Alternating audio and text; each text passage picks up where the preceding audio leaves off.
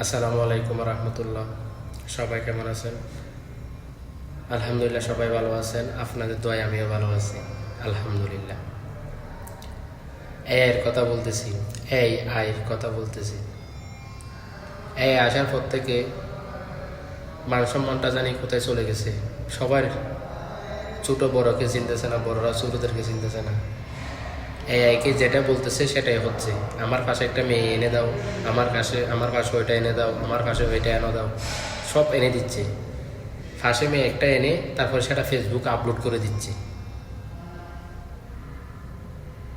ভাই, মান সম্মান বলতে তো একটা কিছু আছে। মান সম্মান বলতে একটা কথা আছে না। আজকে মনে হয় এখানে বড় ভাইরা মনে হয় ফেসবুক চালায়, বা ছোটো ভাইরা মনে হয় ফেসবুক চালায়। এটা আমি কি করতেছি? কিয়ামত অতি কাছাকাছি। আমি বড় জনকে মানতেছি না, ছোটরা আমাকে মানতেছে না, আমি ছোটদেরকে মানতেছি না।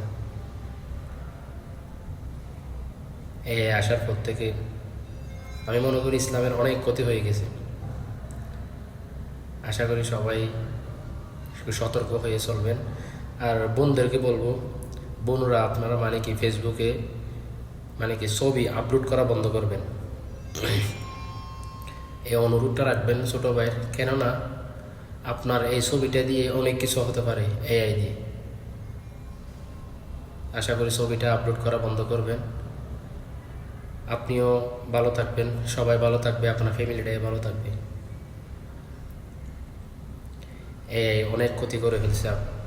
এই আসার পর থেকে আমাদের ইসলামে অনেক ক্ষতি হয়ে যাচ্ছে। সেটা হতে পারে আপনারা এনজয় করতেছেন বা আমরা এনজয় করতেছি, আমরা বুঝতেছি না যে এই আসার পর থেকে অনেক ক্ষতি হয়ে যাচ্ছে।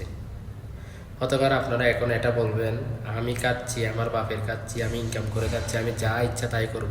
আপনার সমস্যা নেই, আপনি যা ইচ্ছা তাই করেন, কিন্তু একটু সতর্ক নিয়ে করবেন। কেননা ফেসবুকের মধ্যে আপনার বড়জন আছে, আপনার বড় ভাই আছে, আপনার বড় বোন আছে, আপনার আত্মীয় স্বজন বড় ভাইয়েরা আছে। হ্যাঁ, সবাই আছে, কিন্তু একটু সাবধান আর কি। কী অবস্থা একটা শুরু হয়ে গেল। মাফ করবেন সবাই, আমার কথায় যদি কোনো কষ্ট পান আমার ক্ষমা করে দিবেন। আসসালামু আলাইকুম।